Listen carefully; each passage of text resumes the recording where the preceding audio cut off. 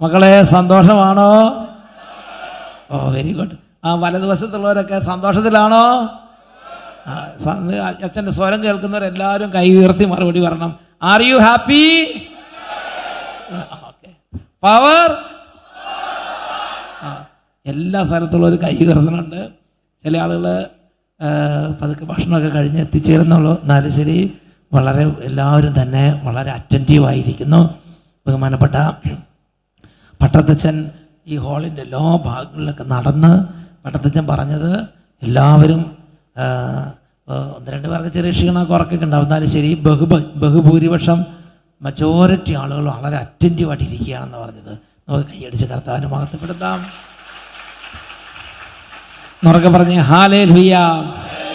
കൈ ഉയർത്തി 3 തവണ ഉച്ചത്തിൽ ഹല്ലേലൂയ പറയാം.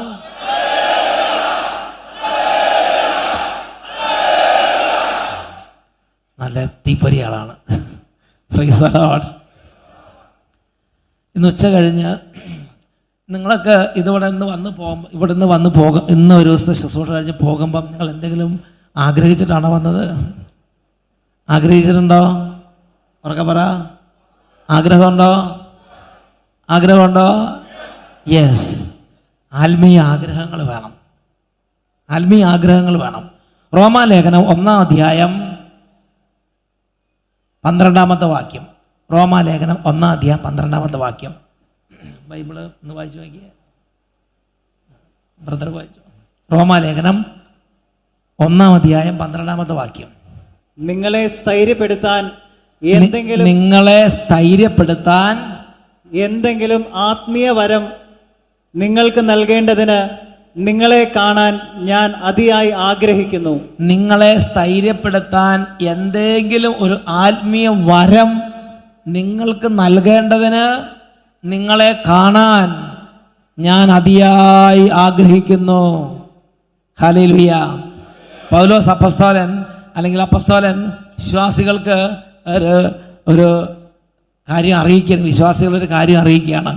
ഞാൻ നിങ്ങളുടെ അടുത്ത് വരുമ്പോൾ നിങ്ങൾക്ക് ഒരു വരം തരണമെന്ന് എനിക്ക് ആഗ്രഹമുണ്ട്. അപ്പോൾ വരം എന്ന് പറയുന്നത്, അല്ലെങ്കിൽ കൃപകൾ എന്ന് പറയുന്നത് നമുക്ക് പകർന്നു കൊടുക്കാൻ പറ്റും. ഇന്ന് നിങ്ങളൊരു കൃപയ്ക്ക് ആഗ്രഹിച്ചാൽ കൃപ നിങ്ങൾക്ക് ദൈവത്തിന് തരാൻ പറ്റും. അച്ഛനിവിടെ നിന്ന് പ്രാർത്ഥിക്കും, നിങ്ങൾക്കത് കിട്ടും. Price the Lord. നിങ്ങൾ കിട്ടുമെന്ന് നിങ്ങൾ വിശ്വാസം ഉണ്ടെങ്കിൽ ആമേൻ എന്ന് പറയണം. നിങ്ങൾ അങ്ങനെ ഉച്ച കഴിഞ്ഞൊക്കെ അങ്ങനെ പറഞ്ഞു തുടങ്ങി, കുഴപ്പമൊന്നുമില്ല. നിങ്ങൾക്ക് സന്തോഷം വന്നാൽ ഹല്ലേലൂയ എന്ന് 3 തവണ പറഞ്ഞാൽ കുഴപ്പമൊന്നുമില്ല. കൈ ഉയർത്തി പവർ എന്ന് പറഞ്ഞാൽ കുഴപ്പമില്ല. നിങ്ങൾ നല്ല സ്വാതന്ത്ര്യത്തിൽ ഇരിക്കുക. അപ്പം അതുകൊണ്ട് ഇന്ന് ഉച്ച കഴിഞ്ഞ് നിങ്ങൾക്ക് വരവും അതുപോലെ തന്നെ നിങ്ങളുടെ ജീവിതത്തിൽ നിന്ന് പല കെട്ടുകളും ബുദ്ധിമുട്ടൊക്കെ ഉണ്ടെങ്കിൽ അതൊക്കെ വിട്ടുപോകാൻ വേണ്ടിയുള്ള ഡെലിവറൻസ് പ്രാർത്ഥനകളും ചെയ്യാൻ വേണ്ടി കർത്താവ് ഒരു പ്രചോദനം തന്നിരിക്കുകയാണ്. ഹല്ലേലൂയ. സന്തോഷം വന്ന കൈയടിക്കുകയും കൈയ്യൊക്കെ അടിച്ചോ, കുഴപ്പമൊന്നുമില്ല. നിങ്ങൾക്ക് നിങ്ങളെ എല്ലാ ഇതും നിങ്ങളെ സ്വാതന്ത്ര്യം തന്നിരിക്കുകയാണ്. നിങ്ങളെ നല്ല പക്വതയുള്ള ഒപ്പത്തിനൊപ്പമുള്ള ആളുകളായിട്ട് കണക്കാക്കിയിരിക്കുകയാണ്. ഹല്ലേലൂയ. അപ്പോൾ അതുകൊണ്ട് നല്ല സന്തോഷമായിട്ടിരിക്കുക. പ്രിയപ്പെട്ട സഹോദരങ്ങളെ, ഈ വരം സ്വീകരിക്കേണ്ടതിൻ്റെ ആവശ്യകതയെക്കുറിച്ച് അച്ഛന് മനസ്സിലായൊരു സംഭവം നിങ്ങളോട് പറയാം. അത് കഴിഞ്ഞ വർഷം പറഞ്ഞിട്ടുണ്ടോ? ഇല്ലെന്ന് തോന്നല്ലേ. അത് പറയാം. അതായത്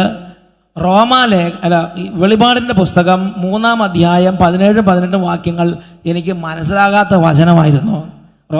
റോമയിലല്ലോ, വെളിപാടിൻ്റെ പുസ്തകം 3-ാം അധ്യായം 17-18 വാക്യങ്ങൾ വായിച്ചു നോക്കിക്കേ.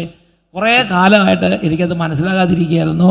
വെളിപാട് 3:17-18 വായിച്ചു നോക്കാവോ? എന്തെന്നാൽ ഞാൻ ധനവാനാണ്, എനിക്ക് സമ്പത്തുണ്ട്, ഒന്നിനും കുറവില്ല എന്ന് നീ പറയുന്നു. എന്നാൽ നീ നികൃഷ്ടനും ദയനീയനും ദരിദ്രനും അന്ധനും നഗ്നനുമാണെന്ന് നീ അറിയുന്നില്ല. ഞാൻ നിന്നെ ഉപദേശിക്കുന്നു, നീ ധനികനാകാൻ അഗ്നിശുദ്ധി വരുത്തിയ സ്വർണം എന്നോട് വാങ്ങുക. നിന്റെ നഗ്നത മറ്റുള്ളവർ കണ്ട് നീ ലജ്ജിക്കാതിരിക്കുവാൻ ശുഭ്രവസ്ത്രങ്ങൾ എന്നോട് വാങ്ങുക.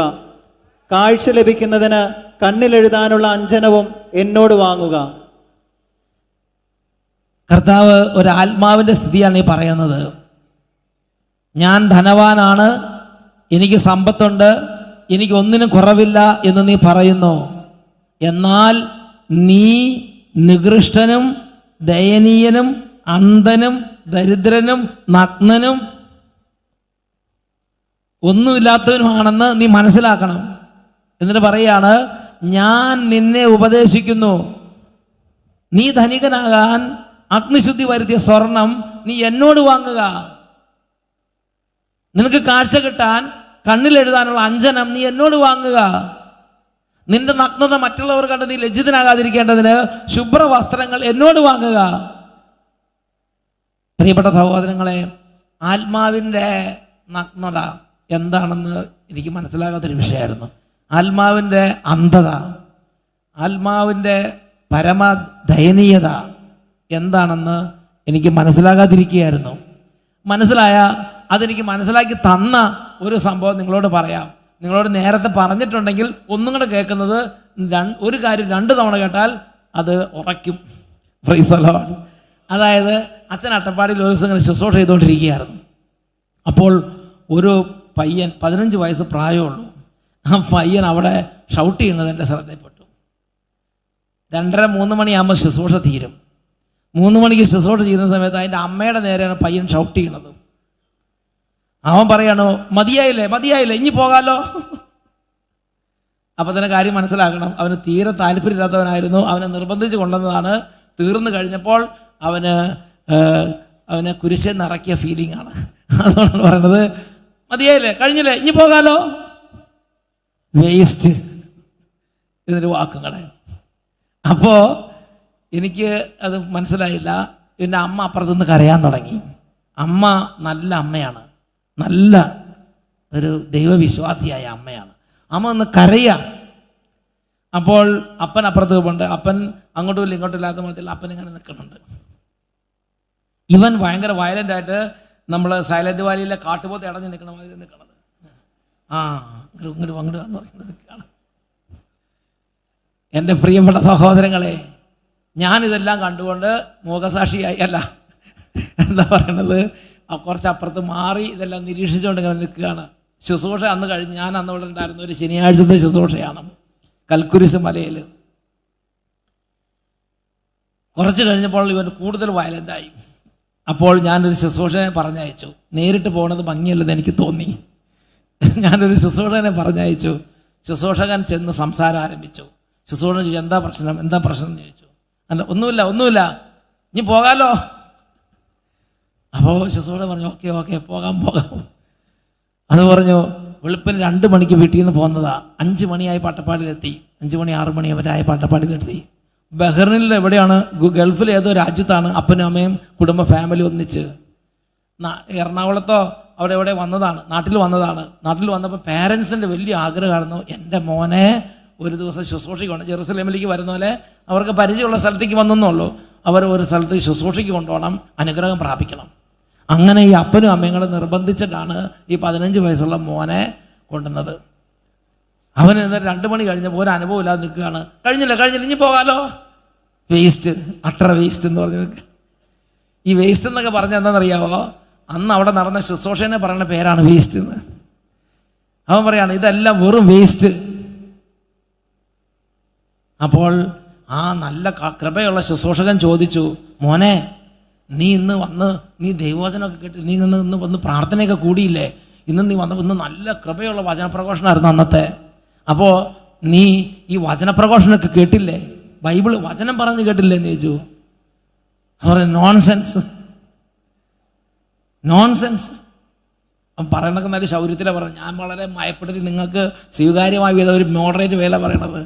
അവൻ പറഞ്ഞ കണ്ടാൽ നമുക്ക് മനസ്സിലാവും. പിന്നെ പ്രത്യേക തരത്തിൽ മുടിയൊക്കെ ഇങ്ങനെ ഈ എന്തോ ജെല്ലൊക്കെ വെച്ചിട്ട് ഇങ്ങനെ നിൽക്കണില്ലേ, അങ്ങനത്തെ മുടി. പിന്നെ പകുതിയുള്ളൂ കോന്തി വെച്ചിരിക്കുകയാണ്, അങ്ങനത്തെ ചില അവസ്ഥയൊക്കെയാണ്. അപ്പോൾ അതുകൊണ്ട് അവൻ നോൺസെൻസ് ഒക്കെ പറഞ്ഞ് നിൽക്കുന്ന സമയത്ത് ശരിക്കും പറഞ്ഞാൽ ഒരു വല്ലാത്ത ഒരു ക്രൗര്യ ഭാവത്തിലാണ്. നോൺസെൻസ്. ആ സമയത്ത് നമ്മുടെ ശുശ്രൂഷകൻ പാവം അത് പിന്നെയും പറഞ്ഞു, മോനെ അങ്ങനെ പറയരുത്, ഇന്ന് ദൈവവചനം നീ ബൈബിളിൽ വിശ്വസിക്കുന്നില്ലേ എന്ന് പറഞ്ഞു. ഞാൻ പറഞ്ഞു, ബൈബിളോ? സ്റ്റോറി ബുക്ക് ബൈബിൾ എന്ന് പറഞ്ഞാൽ സ്റ്റോറി ബുക്കാണ് അവന്. ശുശ്രൂഷകൻ നോൺസെൻസ്, അബ്സേർഡിറ്റി. അപ്പോൾ ശുശ്രൂഷകൻ നല്ല കൃപയുള്ള ശുശ്രൂഷ, മനസ്സിന് വേദന വന്നു. എന്നാലും പറഞ്ഞു, മോനെ നീ അങ്ങനെയൊന്നും പറയരുത്, നീ ഇന്ന് ഇന്ന് കുമ്പസാരവും കുർബാനയൊക്കെ ഉണ്ടായിരുന്നല്ലോ, നീ ഇന്ന് കുർബാന കൂടിയ ആളല്ലേ, നീ കുർബാനയെ പങ്കെടുത്തില്ലെന്ന് ചോദിച്ചു. പറഞ്ഞു, ഓ നിനക്ക് കുർബാനയുടെ അനുഭവമായില്ലേ? അപ്പം അവൻ പറയുകയാണേ, ബിസിനസ്, കുമ്പസാരവും കുർബാനയൊക്കെ അവൻ്റെ കാഴ്ചപ്പാടി ബിസിനസ്സാണ്.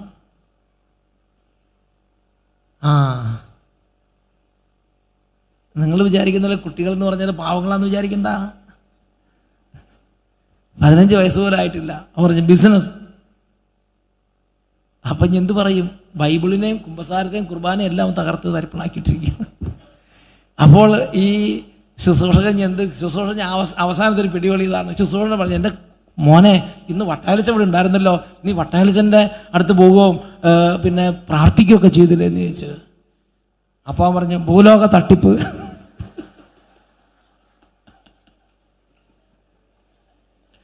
എന്താ ഒരു വാക്ക്, ഫ്രോഡ്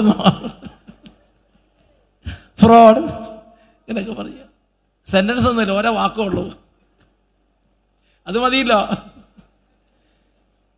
നമ്മുടെ ശുശ്രൂഷകൻ ആകെ അഞ്ചരായി. ശുശ്രൂഷകൻ പറഞ്ഞു എന്ത് ചെയ്യും? അതുകൊണ്ട് ഇത്രയും ആയപ്പോഴത്തേനും എനിക്ക് കാര്യം ഏതാണ്ട് മനസ്സിലായി. എനിക്ക് മനസ്സിലായി ഈ കുട്ടി 1 കൊറിന്തോസ് 2:14 ഇരിക്കുന്ന കുട്ടിയാണ് എന്നെനിക്ക് മനസ്സിലായി. 1 കൊറിന്തോസ് 2:14 ആ കുട്ടിയുടെ സ്ഥാനം. അപ്പം എനിക്ക് മാനേജ് ചെയ്യാൻ എളുപ്പമായി. 1 കൊറിന്തോസ് 2:14 വായിച്ചു നോക്കാവോ? 1 കൊറിന്തോസ് 2:14 എന്താന്ന്? ലൗകിക മനുഷ്യന് ദൈവാത്മാവിന്റെ ദാനങ്ങൾ ഭോഷത്വമാകയാൽ അവൻ അത് സ്വീകരിക്കുന്നില്ല. ഈ ദാനങ്ങൾ ആത്മീയമായി വിവേചിക്കപ്പെടേണ്ടവയാകയാൽ അവ ഗ്രഹിക്കാനും അവന് സാധ്യമല്ല. ലൗകിക മനുഷ്യന് ദൈവാത്മാവിന് അൺസ്പിരിച്വൽ എന്നാണ് പേര്, അൺസ്പിരിച്വൽ. ലൗകിക മനുഷ്യന് ദൈവാത്മാവിന്റെ ദാനങ്ങൾ ഭോഷത്വമാകയാൽ അവനത് സ്വീകരിക്കുന്നില്ല. ഈ ദാനങ്ങൾ ആത്മീയമായി വിവേചിക്കപ്പെടേണ്ടവയായാൽ അവ ഗ്രഹിക്കാനും അവന് സാധ്യമല്ല. ആ കുട്ടി 1 കൊറിന്തോസ് 2:14 പിന്നെ അപ്പം എനിക്ക് മനസ്സിലാവുന്നത് ഞാൻ അതിന് നല്ലൊരു ഡെലിവറൻസ് കൊടുക്കണം. അതിനെ അതിൽ നിന്ന് ഈ അവിശ്വാസത്തിൻ്റെ ഇതിൽ നിന്ന് മോചിപ്പിച്ച് കൃപയിലേക്ക് കൊണ്ടുവരണം. അപ്പോൾ അതുകൊണ്ട് അതിന് പറ്റി നല്ലൊരു ശുശ്രൂഷകൻ ഉണ്ടായിരുന്നു. ആ ശുശ്രൂഷകൻ്റെ അടുത്തേക്ക് വിട്ടു. ആ ശുശ്രൂഷകൻ അതിനെ ഡെലിവർ ചെയ്ത് പ്രാർത്ഥിച്ച് കൃപയിലേക്ക് കൊണ്ടുവന്നു. പിന്നെ നല്ല സന്തോഷമായി തുള്ളിച്ചാടി പോയി. എൻ്റെ പ്രിയപ്പെട്ട സഹോദരങ്ങളെ, ഞാൻ അന്ന് ചിന്തിച്ചൊരു കാര്യമുണ്ട്. നമ്മളിങ്ങനെ ക്രിസ്തീയ പേര് ധരിച്ച് നടക്കുന്നവരെയൊക്കെ ക്രിസ്ത്യാനികൾ എന്ന് വിളിക്കാൻ പാടില്ല.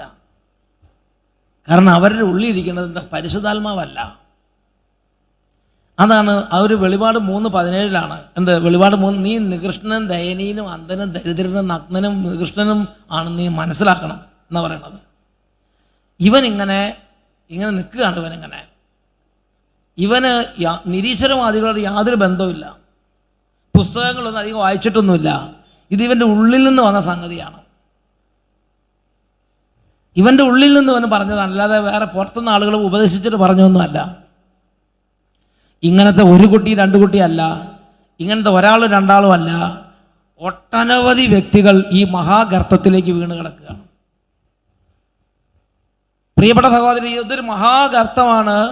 ഈ ഒരു മഹാഗർത്തത്തിൽ വീണ് ഒട്ടനവധി വ്യക്തികൾ ഇന്ന് ഇരിക്കുകയാണ്. അവർക്ക് ദേവാലയം കണ്ടാൽ, കുർബാന കണ്ടാൽ, ഇതെല്ലാം കണ്ടാൽ ഈ കുട്ടി പറഞ്ഞത് തോന്നണത് ഒരു 5-6 വാക്കുണ്ട്: അബ്സേഡിറ്റി, നോൺസെൻസ്, ബിസിനസ്, തട്ടിപ്പ്, ഉടായിപ്പ്, ഫ്രോഡ്, പിന്നെന്താ, പിന്നെ സ്റ്റോറി ബുക്ക്, പിന്നെ വേണമെങ്കിൽ അന്ധവിശ്വാസം നിങ്ങളുടെ പറയുമായിരിക്കും. ഞാൻ ഇതിങ്ങനെ ചിന്തിച്ചിരിക്കുന്ന സമയത്ത് ഭൂലോകത്തിൻ്റെ വിജയരാജ്ഞി എന്നൊരു പുസ്തകം കണ്ടു. ഭൂലോകത്തിൻ്റെ വിജയരാജ്ഞി എന്നൊരു പുസ്തകം. ആ പുസ്തകം സിസ്റ്റർ നഥാലിയ എന്ന സിസ്റ്ററിന് 2ാം ലോക മഹായുദ്ധ കാലത്ത് 1940-50 കാലഘട്ടത്തിൽ ഹംഗറിയിൽ ജീവിച്ചിരുന്ന സിസ്റ്ററാണ് സിസ്റ്റർ നഥാലിയ. സിസ്റ്റർ നഥാലിയയ്ക്ക് ഈശോ പ്രത്യക്ഷപ്പെട്ട് പറഞ്ഞു കൊടുത്ത കാര്യങ്ങളാണ്. ഈശോയും മാതാവും ഒക്കെ ഇടയ്ക്കിടയ്ക്ക് പ്രത്യക്ഷപ്പെടുമായിരുന്നു. അപ്പോൾ അവർ ചില കാര്യങ്ങളൊക്കെ പറഞ്ഞു കൊടുക്കും. കൂടുതലും വൈദികരെക്കുറിച്ച് സിസ്റ്റേഴ്സിനെ കുറിച്ചാണ് പറഞ്ഞു കൊടുത്തിരിക്കുന്നത്. അതൊക്കെ ആ സിസ്റ്റർ എഴുതി വെച്ചു. അത് പിന്നീട് ഇപ്പോൾ കേരളത്തിൽ മലയാളത്തിൽ പുസ്തകം വന്നിട്ടുണ്ട്. ആ പുസ്തകത്തിൻ്റെ പേരാണ് ഭൂലോകത്തിൻ്റെ വിജയരാജ്ഞി.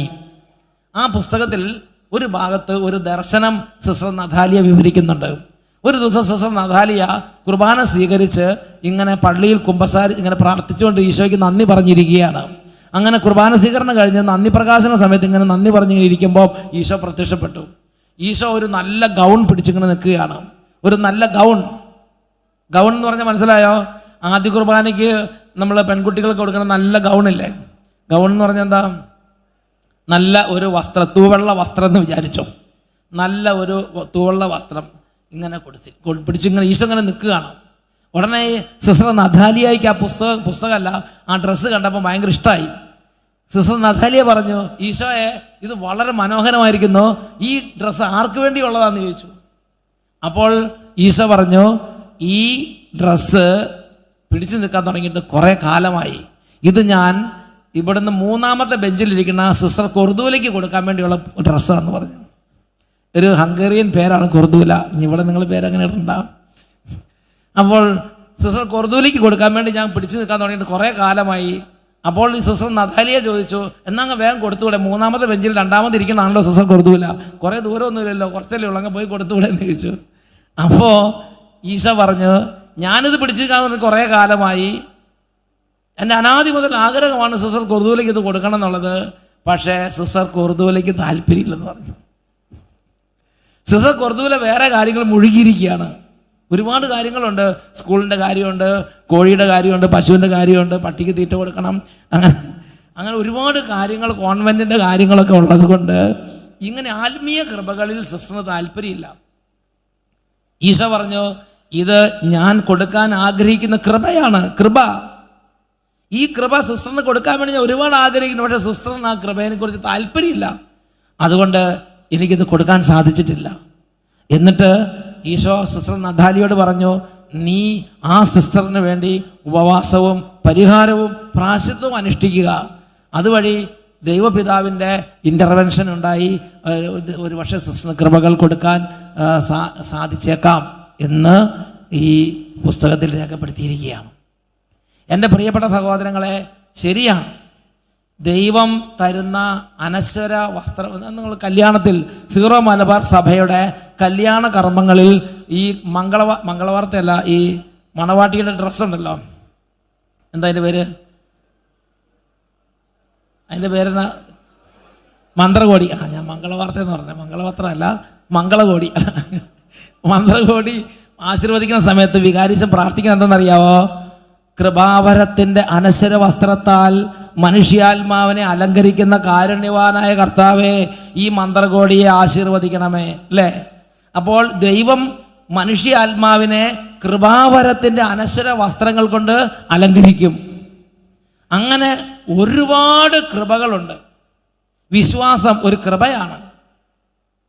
പ്രാർത്ഥിക്കാനുള്ള കൃപ, ക്ഷമിക്കാനുള്ള കൃപ, സഹിക്കാനുള്ള കൃപ, സ്ഥിരോത്സാഹത്തിൻ്റെ കൃപ, ശരണത്തിൻ്റെ കൃപ, പ്രത്യാശയുടെ കൃപ, സ്നേഹത്തിൻ്റെ കൃപ. അങ്ങനെ എൻ്റെ പ്രിയപ്പെട്ട സഹോദരങ്ങളെ, ആയിരക്കണക്കിന് കൃപകളുണ്ട്.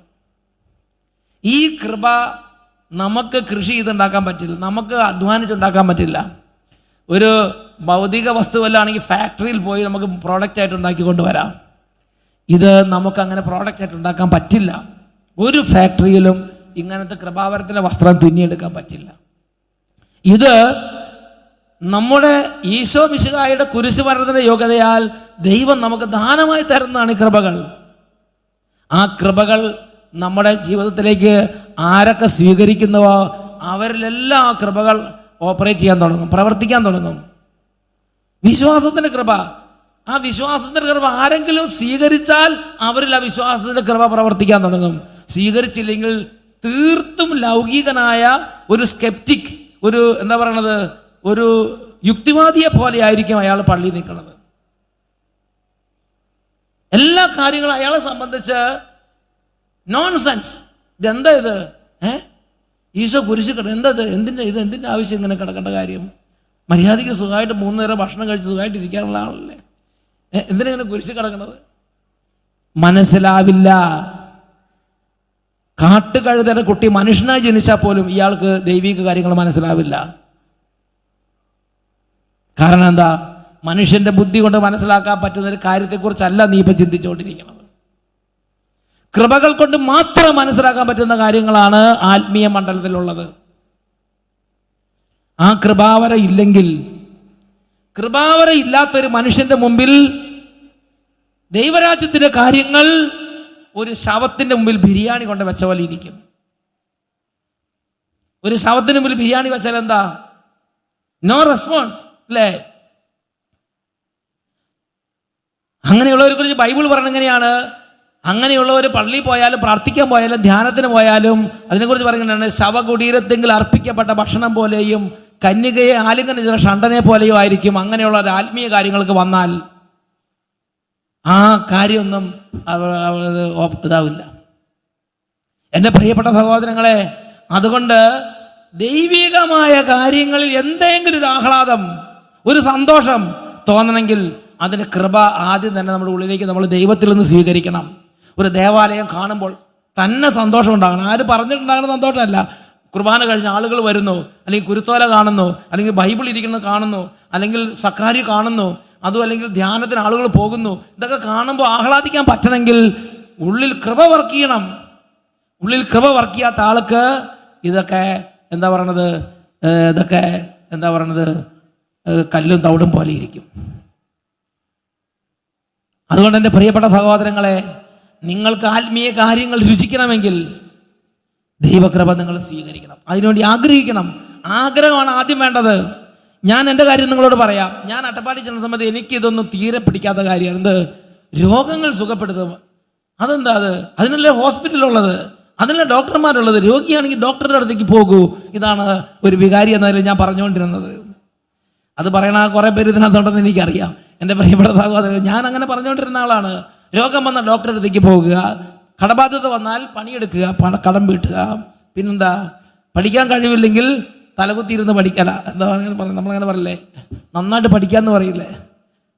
നന്നായിട്ട് പഠിക്കുക, തലകുത്തി മറിഞ്ഞ് പഠിക്കുക എന്ന് പറയും. കഠിനാധ്വാനം ചെയ്ത് പഠിക്കുക. അല്ലാതെ പള്ളിയിൽ പോയിരുന്ന് പ്രാർത്ഥിച്ചുകൊണ്ടിരുന്നൊക്കെ നടക്കുക. തട്ടിപ്പ്, എസ്കേപ്പിസം, ഇങ്ങനെയൊക്കെ അബ്സേഡിറ്റി, ആ വാക്കൊക്കെ ഞാനും ചിലതൊക്കെ എനിക്കും പറയാൻ പറ്റുമായിരുന്നു പണ്ടൊക്കെ. ഇപ്പം എനിക്കത് പറയാൻ പറ്റുന്നില്ല. കാരണം കൃപ വന്ന പിന്നെ നമുക്ക് പറയാൻ പറ്റില്ല. അങ്ങനെ ഇരിക്കുന്ന സമയത്ത് എനിക്കൊരു പുസ്തകം കിട്ടി. ഒരു വൈദികൻ, വിശ്വാസമില്ലാത്തൊരു വൈദികൻ, പ്രത്യേകിച്ച് കരിസ്മാറ്റിക് ശുശ്രൂഷകളിൽ വിശ്വാസമില്ലാത്തൊരു വൈദികൻ ഇങ്ങനെ കുഷ്ഠരോഗിയായി എന്തോ മാറി, കുഷ്ഠരോഗിയല്ല ക്ഷയരോഗിയായി മാറി. അതിനുശേഷം അദ്ദേഹത്തിനെ വേറെ കരിസ്മാറ്റിക്കാരായ 3-4 ആളുകൾ ചെന്ന് പ്രാർത്ഥിച്ചപ്പോൾ ദൈവത്തിൻ്റെ ശക്തി ഇറങ്ങി വന്ന് ആ വൈദികൻ്റെ ക്ഷയരോഗം മാറി.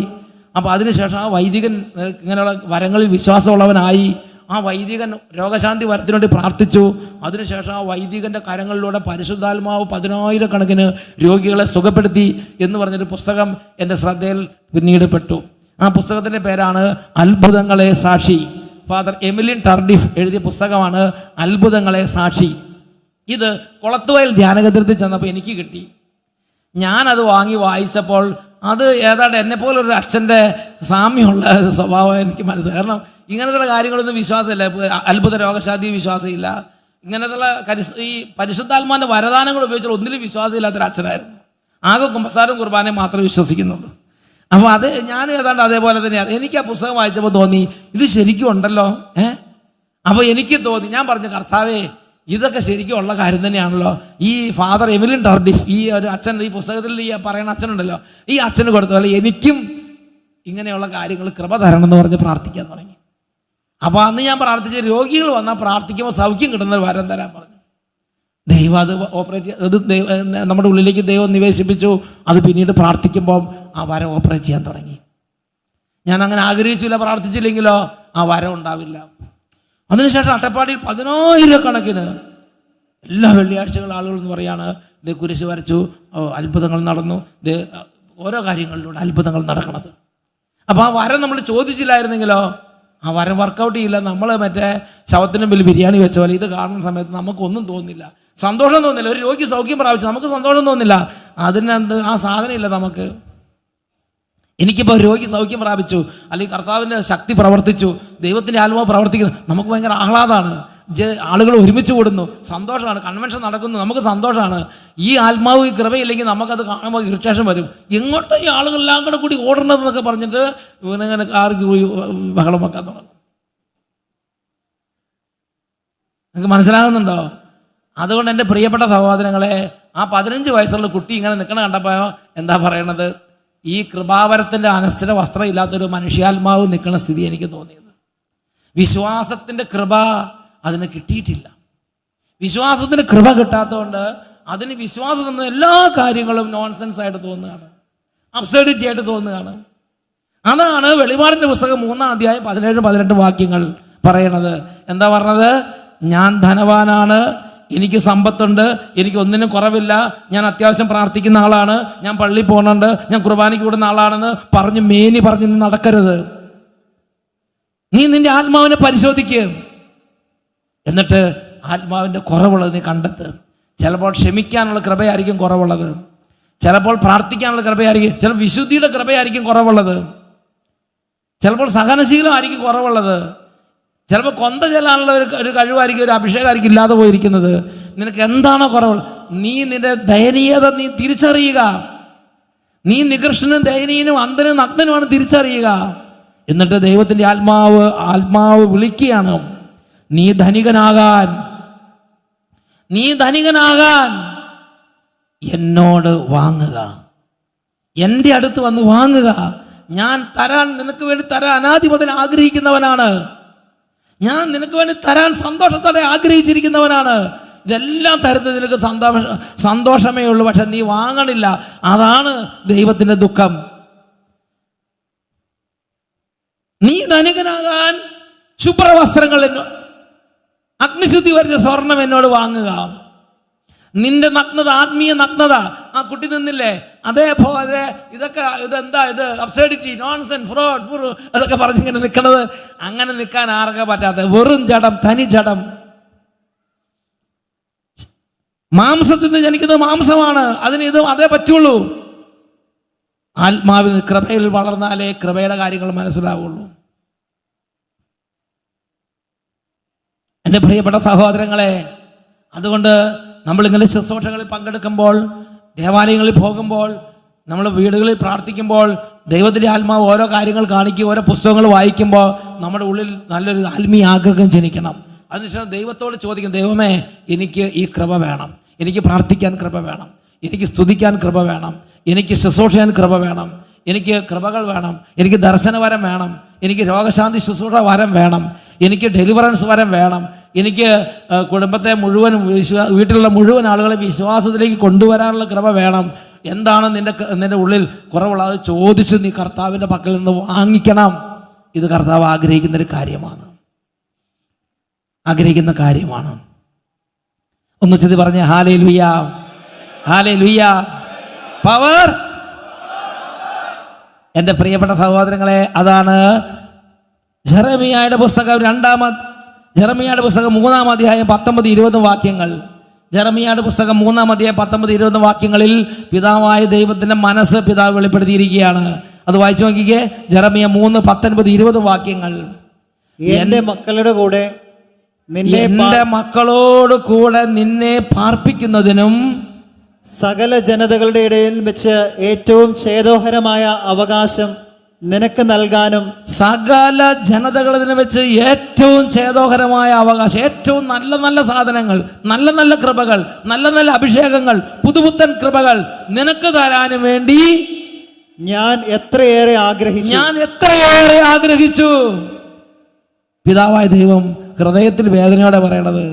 ആ സിസ്റ്റർ കൊർദൂലയ്ക്ക് കൊടുക്കാൻ വേണ്ടി ഈശോ നിന്നതുപോലെ പിതാവായ ദൈവം ഇന്ന് ഓരോരുത്തരും തൊട്ട് വിളിച്ച് പറയുകയാണ്, സകല ജനതകളിൽ വെച്ച് ഇന്ന് വരെ കൊടുത്തിട്ടുള്ള എല്ലാത്തിലും വെച്ച് ശ്രേഷ്ഠമായ വരങ്ങൾ, ശ്രേഷ്ഠമായ കൃപകൾ നിങ്ങൾക്ക് തരാൻ ഞാൻ എത്രയേറെ ആഗ്രഹിച്ചു. ഇതാണ് പിതാവിൻ്റെ വേദന, ഇതാണ് ദൈവപിതാവിൻ്റെ വേദന.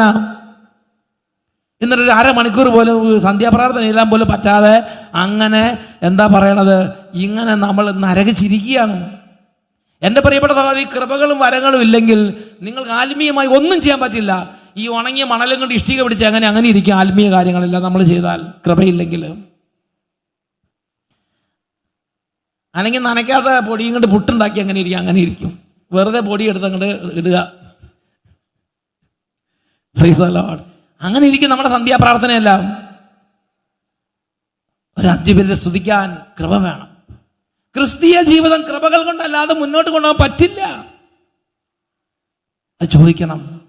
ഞാനത് കേട്ടപ്പോൾ ഞാൻ ആദ്യകാലത്ത് ഈ അത്യാവശ്യം പ്രാർത്ഥനയ്ക്കൊക്കെ എനിക്കുണ്ട്, അത് കാരണം ഞാൻ നിന്നില്ല. എനിക്ക് പറഞ്ഞാൽ നല്ല ആഗ്രഹങ്ങൾ വേണമെന്ന്, അത് ഞാൻ ഇതൊന്ന് വായിക്കുന്നതിന് മുമ്പ് തന്നെ പരിശുദ്ധാത്മാവ് ഉള്ളിൽ തോന്നിപ്പിച്ചു.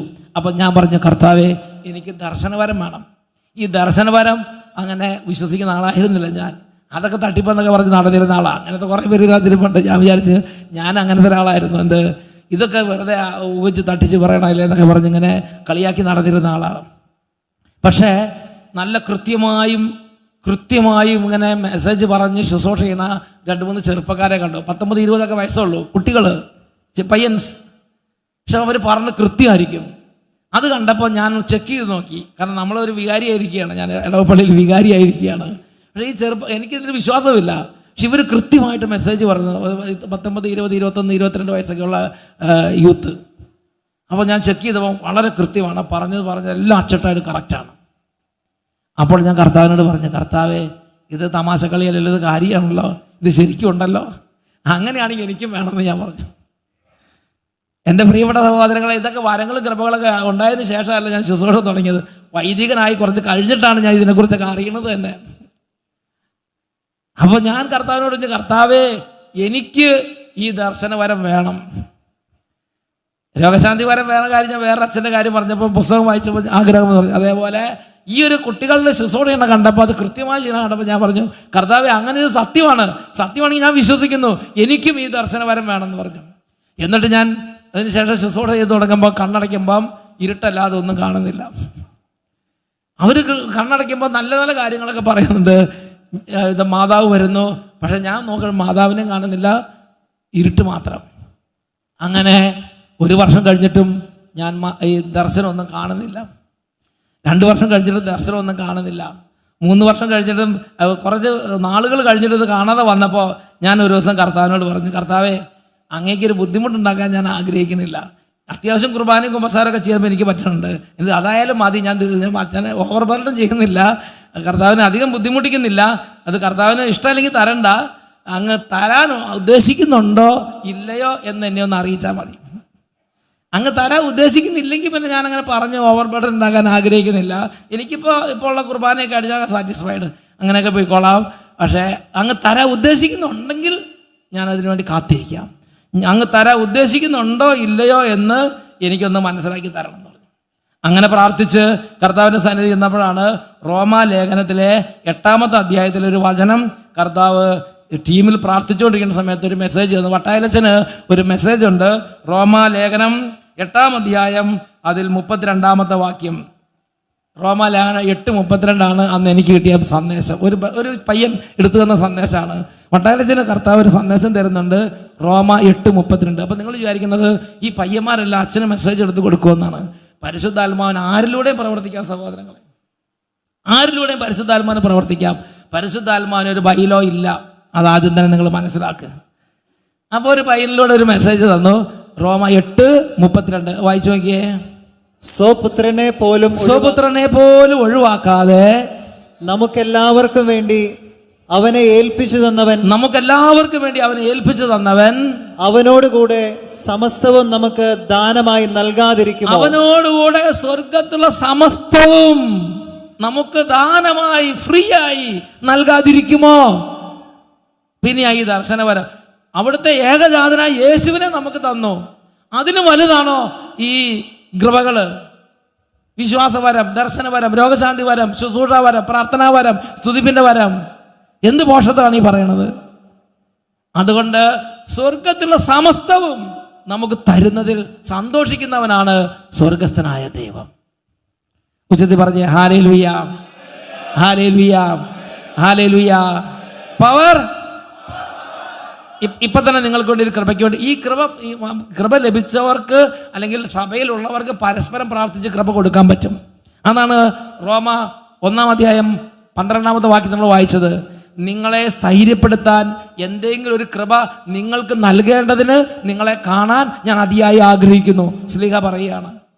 അപ്പോൾ വിശ്വാസികൾ കണ്ടുമുട്ടുമ്പം, വൈദികർ ജനത്തെ കണ്ടുമുട്ടുമ്പോൾ, അല്ലെങ്കിൽ വിശ്വാസികൾ തമ്മിൽ കണ്ടുമുട്ടുമ്പോൾ കൃപയ്ക്ക് വേണ്ടി പ്രാർത്ഥിക്കണം. ഈ കൺവെൻഷൻ കഴിഞ്ഞ് പോകാൻ നിങ്ങൾക്ക് 1-2 പുതിയ കൃപകൾ വേണം.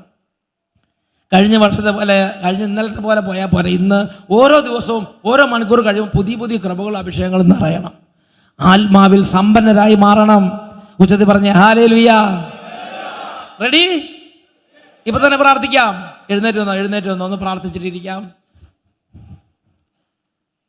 നിങ്ങൾ രാവിലത്തെക്കാളും ഉഷാറാണ് ഉച്ച കഴിഞ്ഞ്. സാധാരണ ഉച്ച കഴിയുമ്പോഴത്തേനും ക്ഷീണം വന്നിട്ട് ഒരു മയക്കമൊക്കെ വരുന്നതാണ്. നിങ്ങൾക്ക് അങ്ങനെ മയക്കമൊന്നുമില്ല. രാവിലെ ഏതാണ്ട് മയക്കമെല്ലാം തീർത്തു. ഉറക്കെ പറഞ്ഞേ ഹല്ലേലൂയ, ഹല്ലേലൂയ, ഹല്ലേലൂയ, ഹല്ലേലൂയ. ഇപ്പൊ ഒന്ന് പ്രാർത്ഥിക്കാൻ പോവുകയാണ്. നമുക്ക് ഏറ്റവും അത്യാവശ്യമുള്ളതാണ് വിശ്വാസത്തിന്റെ കൃപ. വിശ്വാസത്തിന്റെ കൃപ, അതിനുവേണ്ടി പ്രാർത്ഥിക്കണം. അതുപോലെ തന്നെ വീട്ടിൽ ചെന്നാൽ പരസ്പരം ഒന്ന് അഡ്ജസ്റ്റ് ചെയ്ത് ഒന്ന് ഹെൽത്തി ആയിട്ട് പോകണമെങ്കിൽ അവിടെ ആവശ്യമുള്ളതാണ് എന്ത്? സഹനശീലം. ഉരുളയ്ക്ക് ഉപ്പേരി പോലെ പറയാൻ നിൽക്കരുത്. ഇറ്റ്സ് ഓക്കെ എന്ന് പറഞ്ഞ് സഹനശീലത്തോടു കൂടെ കുടുംബത്തിൽ പോകണം. ദീർഘക്ഷമ. Praise the lord. ഉപവസിക്കാനുള്ള കൃപ. ഞാൻ ഓർക്കുന്നുണ്ട്, ഒരു സഹോദരന് ദുഃഖവെള്ളിയാഴ്ച പോലും എന്തെങ്കിലും ഭക്ഷണം കഴിക്കാതിരിക്കാൻ പറ്റില്ല. അതുപോലെ ഉപവാസത്തെ വെറുക്കുന്ന ആളാണ്. എന്നാൽ അദ്ദേഹം കർത്താവിനോട് പ്രാർത്ഥിച്ചൊരു ധ്യാനത്തിൽ ഇങ്ങനെ കേട്ടു പ്രാർത്ഥിച്ചു. അദ്ദേഹത്തിന് കൃപ കിട്ടി. ഇന്ന് അദ്ദേഹം സാധാരണ ഭക്ഷണം തന്നെ വല്ലപ്പോഴും ഇച്ചിരി കഴിക്കും. ഇപ്പോൾ ഭക്ഷണം തീരെ കഴിക്കാതെ അദ്ദേഹം ഫാസ്റ്റിങ്ങിൻ്റെ കൃപ ദൈവത്തിൽ നിന്ന് പ്രാപിച്ചു. എൻ്റെ പ്രിയപ്പെട്ട സഹോദരങ്ങളെ, ദൈവത്തിൻ്റെ കൃപ നമ്മളെല്ലാ കാര്യത്തിനും പര്യാപ്തനാക്കും. ഉച്ചത്തിൽ പറഞ്ഞേ ഹല്ലേലൂയ, ഹല്ലേലൂയ. നിങ്ങൾക്ക് അമിതമായ കോപമുള്ളവർ സൗമ്യതയുടെ കൃപയ്ക്ക് വേണ്ടി പ്രാർത്ഥിക്കും. ബലഹീനതകളിലാണ് കർത്താവിൻ്റെ കൃപ പ്രകടമാകുന്നത്. ബലഹീനതയുള്ളവർ ചോദിക്കണം. വിശുദ്ധി ഇല്ലാത്തൊരു വിശുദ്ധിയുടെ കൃപയ്ക്ക് വേണ്ടി ചോദിക്കുക. അനുതാപം ഇല്ലാത്തൊരു അനുതാപത്തിൻ്റെ കൃപയ്ക്ക് വേണ്ടി ചോദിക്കുക. നമ്മുടെ സ്വന്തം കഴിവുകൊണ്ട് കൂട്ടിയാൽ കൂടുന്നതല്ല ആത്മീയ ജീവിതം. Hallelujah, hallelujah. നിങ്ങൾക്കത് മനസ്സിലാകുന്നുണ്ടോ? ഈ കൺവെൻഷൻ കഴിഞ്ഞ് പോകുമ്പോൾ നിങ്ങൾ കൃപയിൽ സമ്പന്നരാകാൻ വേണ്ടി കൂടിയാണ് കർത്താവ് നിങ്ങളെ വിളിച്ചിരിക്കുന്നത്. പഠിക്കാൻ പറ്റാത്തവർക്ക് ദൈവത്തിന് കൃപയായിട്ട് പഠിക്കാനുള്ള കൃപ കൊടുക്കാൻ പറ്റും. അവർക്ക് ആ കൃപ കിട്ടിയ പിന്നെ നന്നായിട്ട് പഠിക്കാൻ പറ്റും. വെളുപ്പിനെ എഴുന്നേറ്റ് പഠിക്കാൻ പറ്റും. പഠിക്കാൻ തീരെ ബുദ്ധിയില്ലാത്തവർ, അല്ലെങ്കിൽ തീരെ പറ്റാത്തവർ ഈ ഒരു കൃപയ്ക്ക് വേണ്ടി പ്രാർത്ഥിക്കും. അച്ഛൻ്റെ അടുത്ത് തീരെ പഠിക്കാൻ പറ്റുന്നില്ലെന്ന് പറയുമ്പോൾ അച്ഛൻ ചെയ്യണത്, ദൈവമേ പഠിക്കാനുള്ള കൃപ കൊടുക്കണം എന്ന് പറഞ്ഞ ആശീർവാദമുള്ളൂ. ദൈവ കൃപ കൊടുത്തു കഴിയുമ്പോൾ പിന്നെ അവർ നന്നായിട്ട് പഠിച്ച് ക്ലാസ്സിൽ ടോപ്പായി മാറും. എന്നുവെച്ചത് പറഞ്ഞ് ഹല്ലേലൂയ, ഹല്ലേലൂയ. ഭയം, പേടി അതുള്ള ഒരു ധൈര്യത്തിൻ്റെ കൃപയ്ക്ക് വേണ്ടി പ്രാർത്ഥിക്കണം. അപ്പോസ്തല പ്രവർത്തനത്തിൽ 4-ാമത്തെ അധ്യായത്തിൽ വായിക്കുന്നില്ല, ധൈര്യത്തിനായി വിശ്വാസികൾ പ്രാർത്ഥിക്കുന്നു. ധൈര്യത്തിൻ്റെ കൃപയുണ്ട്. അങ്ങനെ നിങ്ങളുടെ ജീവിതത്തിൽ നിങ്ങളുടെ ശൂന്യത ദൈവകൃപ കൊണ്ട് നിറയട്ടെ. വിശുദ്ധ ലൂക്കായുടെ സുവിശേഷത്തിൽ 4-ാം അധ്യായത്തിൽ 18-19 തിരുലിഖിതങ്ങൾ. ഈശോ സ്വന്തം ദേശത്ത് വന്നു, സിനഗോഗിൽ പ്രവേശിച്ചു, വായിക്കാൻ വേണ്ടി എഴുന്നേറ്റ് നിന്നു. യെശയ്യായുടെ പ്രവചനം നൽകപ്പെട്ടു. യെശയ്യായുടെ പ്രവചനത്തിൽ നിന്ന് യേശു വായിച്ചു. ഇങ്ങനെയാണ് വചനഭാഗം: കർത്താവിൻ്റെ ആത്മാവ് എൻ്റെ മേലുണ്ട്, ദരിദ്രരെ സുവിശേഷം അറിയിക്കാൻ അവിടെ നിന്ന് അഭിഷേകം ചെയ്തിരിക്കുന്നു, ബന്ധിതർക്ക് മോചനവും അന്ധർക്ക് കാഴ്ചയും അടിച്ചമർത്തപ്പെട്ടവർക്ക് സ്വാതന്ത്ര്യവും കർത്താവിന് സ്വീകാര്യമായ വത്സരവും പ്രഖ്യാപിക്കാൻ അവിടുന്ന് എന്നെ അഭിഷേകം ചെയ്തിരിക്കുന്നു. Hallelujah, hallelujah. പ്രിയപ്പെട്ട സഹോദരങ്ങളെ, ദൈവത്തിൻ്റെ ആത്മാവിൻ്റെ പ്രത്യേകതയാണ് വിടുതൽ. അച്ഛൻ അട്ടപ്പാടിയിൽ ശുശ്രൂഷ ചെയ്തുകൊണ്ടിരിക്കുമ്പം ശുശ്രൂഷയുടെ ആരംഭം തൊട്ട് അച്ഛൻ അവിടെ പ്രത്യേകം ശ്രദ്ധിച്ചിട്ടുള്ളൊരു കാര്യമാണ് ദൈവത്തിൻ്റെ ആത്മാവ് പ്രവർത്തനനിരതമാകുമ്പോൾ അവിടെ അതിശക്തമായ വിടുതൽ അല്ലെങ്കിൽ ഡെലിവറൻസ് നടക്കുകയാണ്. വിടുതൽ. എനിക്കിതിനെക്കുറിച്ച് ആദ്യം ഉണ്ടായ അനുഭവം നിങ്ങളോട് പറയാം. ഞാൻ ഇതിനെക്കുറിച്ച് ചിന്തിക്കാൻ തുടങ്ങുന്നത് ഈ ഒരു സംഭവത്തോടു കൂടെയാണ്. അവിടെ ഒരു 40-45 വയസ്സ് 46 വയസ്സ് പ്രായമുള്ള ഒരു ചേട്ടൻ ധ്യാനിക്കാൻ വന്നു. ആ ചേട്ടൻ ധ്യാനിക്കാൻ വന്നതിന് ശേഷം ചേട്ടൻ്റെ ഒരു സാക്ഷ്യം പറയാൻ വേണ്ടി സ്റ്റേജിലേക്ക് വന്നു. അന്ന് ആകെ കുറച്ച് പേരേ ഉള്ളൂ ധ്യാനിക്കാൻ, 10-30 പേരോ 40 പേരൊക്കെ ഉള്ളൂ. ആദ്യകാലമാണ്. അപ്പം കുമ്പസാരം, കുർബാന, വചനപ്രഘോഷണം ഇതേ ഉള്ളൂ. വേറെ ശുശ്രൂഷകളൊന്നും അധികമില്ല. വിടുതൽ ശുശ്രൂഷയൊന്നും തുടങ്ങിയിട്ടില്ല. വിടുതൽ ശുശ്രൂഷ തുടങ്ങാനുണ്ടായ സംഭവമാണ് നിങ്ങളോട് പറയുന്നത്. അപ്പോൾ ഈ ചേട്ടൻ സ്റ്റേജിൽ വന്നിട്ട് പറഞ്ഞു, എൻ്റെ അച്ഛ, ഒരു സാക്ഷി എനിക്ക് പറയാനുണ്ട്, ഒരു അനുഭവം പറയാനുണ്ട്. ഞങ്ങളുടെ കുടുംബത്തിൽ ഒരു കഠിന ബന്ധനം ഉണ്ടായിരുന്നു. ഈ ചേട്ടൻ പറഞ്ഞ ബന്ധനത്തിനൊന്നും വിശ്വസിക്കുന്ന ആളായിരുന്നില്ല, പക്ഷേ ഇപ്പം ഞാൻ വിശ്വസിക്കുന്നുണ്ട് എന്നിട്ട് പറഞ്ഞൊരു ബന്ധനം ഉണ്ടായിരുന്നു. ബന്ധനം ഇതായിരുന്നു, ഈ ചേട്ടൻ്റെ കല്യാണം നടക്കണില്ല. അതായിരുന്നു ബന്ധനം. ഇത് 46-47 വയസ്സായി. അപ്പോൾ ഞാൻ ചോദിച്ചു എന്താ കാരണം? അപ്പോൾ ഈ ചേട്ടൻ പറഞ്ഞ് എങ്ങനെയാണ്, പണമുണ്ട്, ജോലിയുണ്ട്, ആരോഗ്യമുണ്ട്, നല്ല കുടുംബമാണ്, നല്ല ടൗണിലാണ് താമസം, പക്ഷെ കല്യാണം നടക്കണില്ല. ഈ ചേട്ടൻ പറയാണ്, ചെറുപ്പത്തിൽ തൊട്ട്, കുഞ്ഞുനാളിൽ തൊട്ട് വീട്ടിലൊരു ചൊല്ല് കേട്ടാണ് ഇവർ വളരണത്, ഈ വീട്ടിൽ ഒരാളുടെ കല്യാണം നടക്കുകയല്ല. വീട്ടിൽ മൊത്തം 7 പേരുണ്ട്. 7 പേര്. ഇവരുടെ അപ്പൻ്റെ കാലത്ത് ഒരാളുടെ കല്യാണം നടന്നിട്ടില്ല. അപ്പൻ്റെ തലമുറയിലും ഒരാളുടെ കല്യാണം നടന്നിട്ടില്ല. അപ്പോൾ ഈ 7 മക്കൾ വളർന്നു വരുമ്പോൾ കുടുംബത്തിൽ ഒരു സംസാരം ഉണ്ടായി, ഇതിൽ ആരുടെ ഒരാളുടെ കല്യാണം നടക്കാൻ സാധ്യതയില്ല. എൻ്റെ പ്രിയപ്പെട്ട സഹോദരങ്ങളെ, അങ്ങനെ ഈ സംസാരം കേട്ടാണ് ഇവർ വളരണത്. അങ്ങനെ വളർന്നപ്പോൾ മൂത്തയാള് സമയമായപ്പോഴേക്കും ആലോചന വന്നു. പിന്നെ അധികം നോക്കാൻ നിന്നില്ല, പെണ്ണാണെന്ന് നോക്കി വേഗം കെട്ടി. കാരണം വേറെ ഒന്നും അധികം ഡിമാൻഡൊന്നും വെച്ചില്ല. കാരണം കല്യാണം നടക്കാതെ ഒരാളുടെ കല്യാണം നടക്കില്ല. അതുകൊണ്ട് ആരെയാണെന്ന് അറിയില്ലല്ലോ. അതുകൊണ്ട് കല്യാണം വേഗം നടക്കട്ടെ എന്ന് വിചാരിച്ച് ആദ്യത്തെ ആൾ വേഗം കെട്ടി. രണ്ടാമത്തെ ആളുടെ കല്യാണം വന്നപ്പോൾ അദ്ദേഹം വേഗം കെട്ടി. അപ്പോൾ ഏറ്റവും ചോട്ടിലുള്ള ആൾ വിചാരിച്ചു, എൻ്റെ കല്യാണം എന്നായിരിക്കും നടക്കാൻ പോണത്. ഇദ്ദേഹം പോയി വേറെ വരുന്ന ഒരാളെ കൂട്ടിക്കൊണ്ട് വന്നു. വീട്ടുകാരൻ ആലോചിക്കേണ്ട ബുദ്ധിമുട്ട് വന്നില്ല. അങ്ങനെ മുകളിൽ നിന്നും കല്യാണം താഴത്തേക്ക് വന്നു, ചോട്ടിൽ നിന്നും കല്യാണം മുകളിലേക്ക് വന്നു. നടുവിലത്തെ ആൾ പെട്ടുപോയി. 4-മത്തവൻ നിന്നുപോയി. ഈ 4-മത്തെ ആൾക്ക് 47 വയസ്സായിട്ട് കല്യാണം നടന്നില്ല. അങ്ങനത്തെ ഒരു പ്രതിഭാസം ആ ചേട്ടൻ പറഞ്ഞു. എൻ്റെ പ്രിയപ്പെട്ട സഹോദരങ്ങളെ, ഞാനിത് കേട്ടിട്ട് ഞാൻ ചോദിച്ചു, ചിലരിങ്ങനെ പറഞ്ഞിട്ടുണ്ട്, പക്ഷേ ഞാൻ വിശ്വസിച്ചിട്ടില്ല. ഞാൻ ചോദിച്ചത് എന്താ ഉണ്ടായെന്ന് ചോദിച്ചു. അങ്ങനെ ഇത് പൈസയുണ്ട്, എല്ലാവരും കൂടി പരിശ്രമിക്കുകയാണ് എങ്ങനെയാണ് കല്യാണം നടത്തണം. കാരണം അപ്പൻ്റെ തലമുറ ഒരാളുടെ കല്യാണം നടന്നിട്ടില്ല, അപ്പൻ്റെ തലമുറയിൽ ഒരാളുടെ കല്യാണം നടന്നിട്ടില്ല. അപ്പോൾ ഈ തലമുറയിൽ ഇപ്പോൾ ഒരാൾ കല്യാണം നടക്കണില്ല. എല്ലാവരും പരിശ്രമിച്ച് പൈസ ഉണ്ടാക്കി, വീട് എല്ലാം നീറ്റാണ്, പക്ഷെ കല്യാണം നടക്കണില്ല. നമ്മുടെ പണവും പഠിപ്പും ബുദ്ധിയും കഴിവും ഉണ്ടെന്ന് വിചാരിച്ച് എല്ലാം നടക്കുമെന്ന് വിചാരിക്കരുത്. ഓരോന്നൊക്കെ നടക്കുന്നത് ദൈവത്തിന് അനുഗ്രഹം കൊണ്ടാണെന്ന് വിചാരിക്കുക. എൻ്റെ പ്രിയപ്പെട്ട സഹോദരൻ, ഈ ആളുടെ കല്യാണം നടക്കണില്ല. 46-47 വയസ്സായി. അങ്ങനെ ഇരിക്കുമ്പം നമ്മൾ ചെറുതായിട്ട് വെഞ്ചിരിപ്പ് ഇങ്ങനെ തുടങ്ങിയിട്ടുണ്ട്, പക്ഷേ ഡെലിവറൻസ് ഒന്നും ആയിട്ടില്ല. ഇങ്ങനെയൊക്കെ വെഞ്ചിരിക്കും, ധ്യാനത്തിൻ്റെ തുടക്കത്തിലും അവസാനത്തിലൊക്കെ വെഞ്ചിരിക്കും, ഇത്രയൊക്കെ ഉള്ളൂ. അപ്പോൾ ഒരു ചേടത്തിൻ്റെ ഉള്ളിൽ ഒരു തോന്നൽ, ഈ കുടുംബത്തിലെ ചേടത്തിൻ്റെ ഉള്ളിൽ തോന്നൽ, ഇങ്ങനെ വെഞ്ചിരിക്കണ ധ്യാനം നടക്കുന്നുണ്ട്, അതിന് പോയി കൂടണം. ഈ ചേടത്തി അട്ടപ്പാടിയിൽ വന്ന് ധ്യാനം കൂടിയ സമയത്ത്, ഇങ്ങനെ വെഞ്ചിരിക്കുന്ന സമയത്ത് ഈ കാര്യങ്ങളൊക്കെ, അപ്പോൾ അന്നിങ്ങനെയൊന്നും പറയാനറിയില്ല.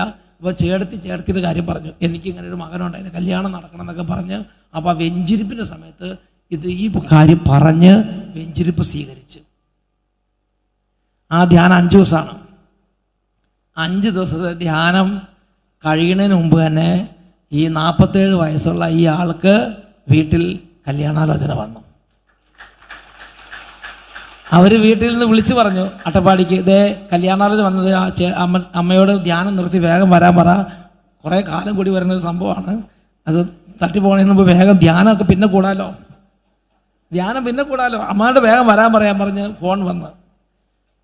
ഞാൻ ചെന്ന് അമ്മയോട് പറഞ്ഞു എൻ്റെ ആഗ്രഹം എങ്ങനെയെങ്കിലും നടന്നു പോട്ടെ എന്നുള്ള. പക്ഷെ അമ്മ പറഞ്ഞു no no no no no no, ഞാൻ ഈ ധ്യാനം കൂടിയിട്ടേ വരുള്ളൂ, ധ്യാനത്തിന് പകുതി വെച്ച് വരില്ല. കല്യാണത്തിൻ്റെ ആലോചന വന്നവരോട് അവിടെ നിൽക്കാൻ പറ, ഞാൻ വന്നിട്ട് ആലോചിക്കാമെന്ന് പറയാം. അമ്മ വെരി പവർഫുൾ. കാരണം അമ്മയ്ക്ക് വെഞ്ചിരിപ്പിന് ശക്തിനെ കുറിച്ച് നല്ല ബോധ്യം കിട്ടി. അമ്മ പറഞ്ഞു വെഞ്ചിരിച്ചോടുകൂടി വിട്ടു പോയിട്ടുണ്ട്, കല്യാണം എന്തായാലും നടത്തിരിക്കച്ചോ, ഞാൻ ധ്യാനം കഴിച്ചിട്ട് പോകണുള്ളൂ, ബാക്കിയുള്ള വെഞ്ചിരിപ്പും കൂടെ അച്ഛൻ ചെയ്യണമെന്ന് പറഞ്ഞു. അങ്ങനെ 5 ദിവസം തീർത്ത് ഈ അമ്മ ചെന്നു. പിന്നെ തിങ്കളാഴ്ച വീണ്ടും വീട്ടുകാർ വന്നു, ആലോചന ഉറപ്പിച്ചു, കല്യാണം നടന്നു. പിന്നെ ഈ ദമ്പതികൾ അട്ടപ്പാടിക്ക് വിട്ടു. അപ്പോഴാണ് ചേട്ടൻ വന്ന് സ്റ്റേജിൽ വന്ന് ധ്യാനം. അദ്ദേഹം പറഞ്ഞു 47 വയസ്സായി, അകാലത്തിൽ ഷുഗറും കൊളസ്ട്രോളും മുടികൊഴിച്ചിലും കഷണ്ടിയൊക്കെ വന്നു, കാരണം ടെൻഷൻ കാരണം. എന്നാലും ശരി എൻ്റെ കല്യാണം നടന്നു എന്ന് പറഞ്ഞിട്ട് സ്റ്റേജിൽ വന്ന് സാക്ഷ്യം പറഞ്ഞു. ഉച്ചത്തിൽ പറഞ്ഞ ഹല്ലേലൂയ. അന്ന് ഞാൻ ചിന്തിച്ചു, ദൈവമേ, ഇങ്ങനെ ഒരുപാട് വ്യക്തികൾ വേദനിക്കുന്നുണ്ടാവും ലോകത്തിൽ.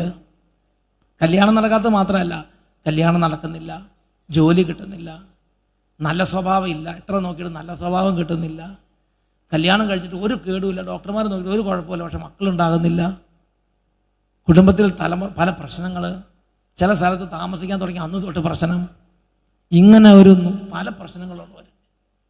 അപ്പം ഞാൻ കർത്താവിൻ്റെ സന്നിധി ഈ വിഷയം വെച്ച് പ്രാർത്ഥിച്ച സമയത്ത് കർത്താവ് തന്നൊരു വചനമാണ് ലേവ്യർ 26:13. ഇതൊക്കെ ശുശ്രൂഷയുടെ ഒരു അടിസ്ഥാനമായിട്ട് കർത്താവ് തന്ന കാര്യങ്ങൾ ഇന്ന് നിങ്ങളോട് പറയാൻ തോന്നുകയാണ്. ലേവ്യർ 26:13 കർത്താവിൻ്റെ മനസ്സാണ്. ലേവ്യർ കർത്താവിൻ്റെ ആത്മാവ് ഇറങ്ങി വരുമ്പോൾ ആ സമൂഹത്തിൽ അല്ലെങ്കിൽ ആ ദേശത്ത് നുകങ്ങളോടുകൂടി ഇരിക്കുന്ന വ്യക്തികളെയും കുടുംബങ്ങളെയും കർത്താവ് ആ നുക എടുത്ത് ഒടിച്ചു കളയും. നുക ഉണ്ടെങ്കിൽ പിന്നെ കൂനി പോകേണ്ടി വരും. നുക അല്ലെങ്കിൽ നിവർന്ന് നടക്കാൻ പറ്റും. കർത്താവിന് നമ്മളെക്കുറിച്ചുള്ള ആഗ്രഹമാണ് നമ്മൾ നിവർന്ന് നടക്കണം. നിവർന്ന് നടക്കണമെങ്കിൽ ആ നുക ആരെങ്കിലും എടുത്ത് ഒടിച്ചു കളയണം. അതാണ് ലേവ്യർ 26:13. വായിച്ചു നോക്കിക്കേ, എവരിബഡി ഉറക്കം അങ്ങോട്ട് വായിച്ചോ.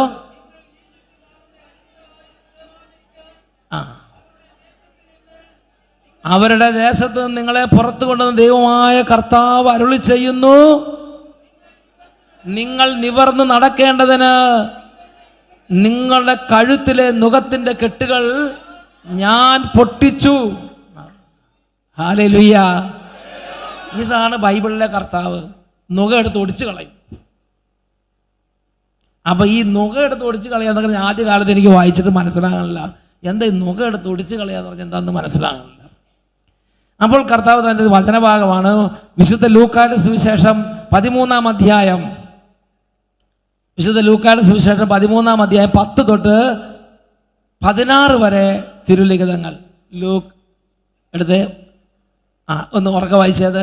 വിശുദ്ധ ലൂക്കായുടെ സുവിശേഷം 13-ാം അധ്യായം 10 തൊട്ട് 16 വരെ വാക്യങ്ങൾ. കൂനിയായ സ്ത്രീയെ സുഖപ്പെടുത്തുന്ന സംഭവമാണ്. യേശു ഒരു സിനഗോഗിൽ പ്രഘോഷിച്ചു കൊണ്ടിരിക്കുമ്പോൾ അവിടെ 18 വർഷമായി ഒരു ആത്മാവ് ബാധിച്ച് രോഗിണിയായി നിവർന്നു നിൽക്കാൻ സാധിക്കാത്ത വിധം കൂനിപ്പോയ ഒരുവൾ അവിടെ ഉണ്ടായിരുന്നു. യേശു അവളെ കണ്ടപ്പോൾ അവളെ വിളിച്ചു പറഞ്ഞു, സ്ത്രീയെ, നിന്റെ രോഗത്തിൽ നിന്ന് നീ മോചിക്കപ്പെട്ടിരിക്കുന്നു. അപ്പോൾ അവൻ അവളുടെ മേൽ കൈകൾ വെച്ചു. തൽക്ഷണം അവൾ നിവർന്നു നിൽക്കുകയും ദൈവത്തെ സ്തുതിക്കുകയും ചെയ്തു. ഉടനെ ഇത് കണ്ട് കോപിച്ചു. സിനഗോഗാധികാരി കോപിച്ചു. യേശുവിൻ്റെ അടുത്ത് ചെന്നു. അപ്പോൾ എന്താ പറഞ്ഞത്? യേശു എന്ന മറുപടി പറഞ്ഞത്, സാപത്തിൽ രോഗം സുഖപ്പെടുത്തിയതിനെ കുറിച്ച് നിങ്ങൾ എന്നോട് കോപിക്കുന്നുവോ? സാപത്തിൽ കാളയോ കഴുതയോ കിണറ്റിൽ വന്നാൽ പിടിച്ചു കയറ്റാത്തതിന് ആരുണ്ട്? കഴിഞ്ഞ 18 വർഷം സാത്താൻ ബന്ധിച്ചിട്ടിരുന്ന അബ്രാഹത്തിന്റെ ഈ മകളെ ഞാൻ അഴിച്ചുവിടേണ്ടതില്ലെന്നോ? കർത്താവ് കുറച്ച് രോഷത്തോടെ അവരോട് ചോദിക്കുകയാണ്. കഴിഞ്ഞ 18 വർഷം സാത്താൻ ബന്ധിച്ചിട്ടിരുന്ന അബ്രാഹത്തിന്റെ ഈ മകളെ ഞാൻ അഴിച്ചുവിടേണ്ടതില്ലെന്നോ? പ്രിയപ്പെട്ട സഹോദരങ്ങളെ, അങ്ങനെയുള്ള കെട്ടുകൾ ഇരിക്കുന്നവരെ അഴിച്ചുവിടുന്ന ശുശ്രൂഷയുടെ പേരാണ് ഡെലിവറൻസ്, വിടുതൽ ശുശ്രൂഷ. അത് വെഞ്ചരിക്കുന്ന സമയത്തും പൊതുവായ ആശീർവാദങ്ങൾ കൊടുക്കുന്ന സമയത്തും പിന്നെ നമ്മൾ സ്തുതിക്കുന്ന സമയത്ത് വചനം കേട്ടുകൊണ്ടിരിക്കുമ്പം ശുശ്രൂഷകൾ കൂടുമ്പോഴൊക്കെ ഇത് മാറും. ഉച്ചത്തിൽ പറഞ്ഞേ ഹല്ലേലൂയ, ഹല്ലേലൂയ. നമ്മൾ തന്നെ കരങ്ങൾ ഉയർത്തി സ്തുതിക്കുന്ന സമയത്ത് കുറേ വിട്ടുപോകും. അങ്ങനെ സ്തുതിച്ചിട്ട് വിട്ടു പോകാത്തത് അതാണ് യേശയ്യ 52:2 കർത്താവിൻ്റെ മനസ്സ് നമ്മളെപ്പോഴും ഇങ്ങനെ കൂനിക്കൂടി ഇരിക്കണം എന്നുള്ളതല്ല. കർത്താവിൻ്റെ മനസ്സ് നമ്മൾ വിടുതൽ പ്രാപിച്ച് നമ്മൾ തീഷ്ണതയോടെ കർത്താവിനെ അനുഗമിക്കണമെന്നുള്ളതാണ്. യേശയ്യ 52:2 ഇങ്ങനെയാണ് വായിക്കുന്നത്, ബന്ധനസയ ജെറുസലേമേ, നീ പൊടിയിൽ നിന്ന് തട്ടിക്കുടഞ്ഞ് എഴുന്നേൽക്കുക. ബന്ധനസയ സിയോൻ പുത്രി, നിന്റെ കഴുത്തിലെ കെട്ടുകൾ പൊട്ടിക്കുക. അപ്പോൾ ഒരു ചേട്ടൻ ചോദിച്ചു, ഞങ്ങൾ പൊട്ടിച്ചിട്ട് പോണില്ലെങ്കിൽ എന്ത് ചെയ്യണം? അപ്പോൾ അതിനുള്ള ഉത്തരം എങ്ങനെയാണ്, നിങ്ങൾ പൊട്ടിച്ചിട്ട് പോണില്ലെങ്കിൽ പൊട്ടിക്കാൻ അധികാരമുള്ള ആളുടെ അടുത്തേക്ക് പോവുക. അതാണ് പൗരോഹിത്യ അധികാരം. അതാണ് ഇങ്ങനത്തെ ശുശ്രൂഷകൾ. കൺവെൻഷനൊക്കെ വരിക, കൺവെൻഷനൊക്കെ വരുമ്പോൾ ഇങ്ങനെ ജനങ്ങളൊക്കെ ഒരുമിച്ച് കൂടുന്ന സമയത്ത് എല്ലാവരും സ്തുതിക്കുന്ന സമയത്ത് യേശുവിൻ്റെ നാമത്തിൽ ആശീർവദിച്ച് ഹോളി വാട്ടർ തളിച്ച് വിശുദ്ധ ജലം തളിച്ച് വെഞ്ചരിച്ച് വിടിവിച്ച് പ്രാർത്ഥിക്കും. 10,000 പേരാണ് അങ്ങനെ വിടുതൽ പ്രാപിച്ച് കർത്താവിനെ തുള്ളിച്ചാടി കർത്താവിനെ ആരാധിക്കുന്നതായിട്ട് ഇപ്പോൾ നമ്മുടെ ഇവിടെയുള്ളത്, മലയാളികളുടെ ഇടയിലുള്ളത്. ഉച്ചത്തിൽ പറഞ്ഞേ ഹല്ലേലൂയ. അതുകൊണ്ട് ഇപ്പോൾ തുടർന്ന് നമ്മൾ ആരാധനയൊക്കെ വെക്കുന്ന സമയത്ത് നമ്മൾ ഇതിനു വേണ്ടി പ്രത്യേകം പ്രാർത്ഥിക്കും. അപ്പം നിങ്ങളുടെ ജീവിതത്തിൽ എന്തെങ്കിലും കടുപ്പമായ ബുദ്ധിമുട്ടുകളൊക്കെ ഉണ്ടെങ്കിൽ വിടുതലിന് വേണ്ടി ആഗ്രഹിച്ച് പ്രാർത്ഥിക്കണം.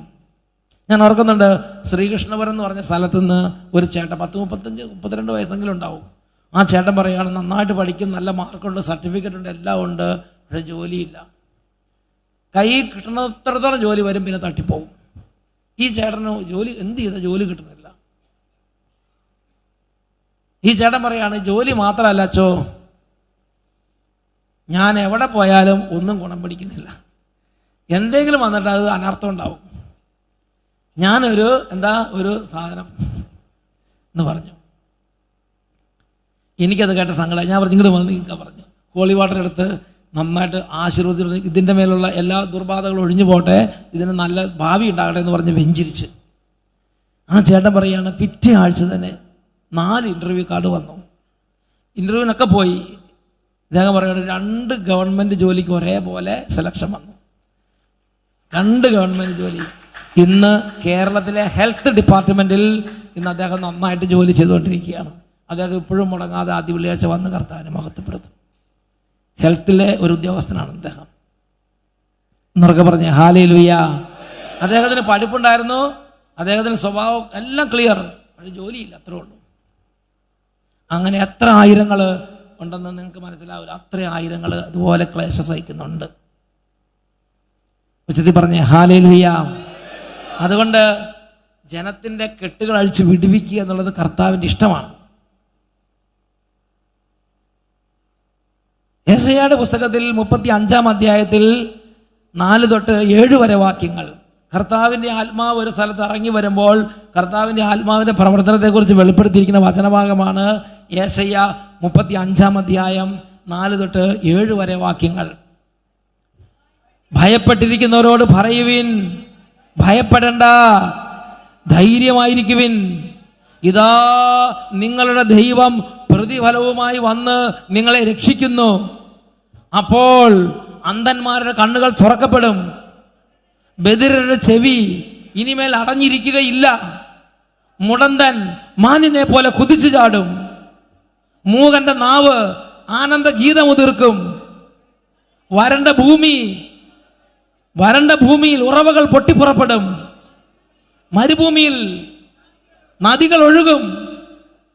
ചുട്ടുതപിച്ച മണലാരണ്യം ജലാശയമായി മാറും, ദാഹിച്ചിരുന്ന ഭൂമി അരുവികളായി മാറും. സംഭവിക്കാൻ പാടില്ലാത്തെല്ലാം സംഭവിക്കുന്നതാണ്. ചുട്ടുതപിച്ച മണലാരണ്യം തടാകമാകുക എന്ന് പറഞ്ഞാൽ എന്താ കാര്യം? നടക്കുക. ദൈവത്തിൻ്റെ ആത്മാവ് വരുമ്പോൾ നടക്കും. ഉച്ചത്തിൽ പറഞ്ഞേ ഹല്ലേലൂയ. ദാഹിച്ചിരുന്ന ഭൂമി വിണ്ടുണങ്ങി പൊട്ടിക്കീറി കിടക്കുന്ന പറമ്പൊക്കെ എന്താവും? നദികളായി മാറും. ആത്മീയമായും നമ്മൾ ചിന്തിക്കണം. അപ്പോൾ അതായത് ഒരു പാപത്തിൽ നിന്ന് രക്ഷപ്പെടാൻ വേണ്ടി കൺവെൻഷൻ വന്നതാണ്. തിരിച്ചു പോകുമ്പോൾ പാപത്തിൽ നിന്ന് രക്ഷപ്പെട്ടെന്ന് മാത്രമല്ല, മറ്റനേകം പേരെ കൃപയിലേക്ക് കൊണ്ടുവരുന്ന കൃപയുടെ ശുശ്രൂഷകനായി മാറും. അതുപോലെ ഒരൊറ്റ കുറച്ച് നേരം കൊണ്ട് ദൈവത്തിൻ്റെ ആത്മാവിനെ നമ്മളെ വ്യത്യാസപ്പെടുത്താൻ പറ്റും. ഉച്ചത്തിൽ പറഞ്ഞേ ഹല്ലേലൂയ. പവർ. കൈ ഉയർത്തി പറയണം. വെറുതെ പവർ പവർ എന്ന് പറഞ്ഞാൽ ഇത് വേറെ എന്തോ പ്രശ്നമാണെന്ന് വിചാരിക്കുള്ളൂ. പവർ. ഇപ്പം ശരിയായിട്ടുണ്ട്. Very good, very good. യെശയ്യാ 35 അധ്യായം 4 തൊട്ട് 7 വരെയുള്ള വചനങ്ങൾ ഓരോ തലമുറയിലും നിറവേറാൻ വേണ്ടി എഴുതപ്പെട്ട ദൈവവചനമാണ്. അത് സംഭവിച്ചിരിക്കും. Price the Lord.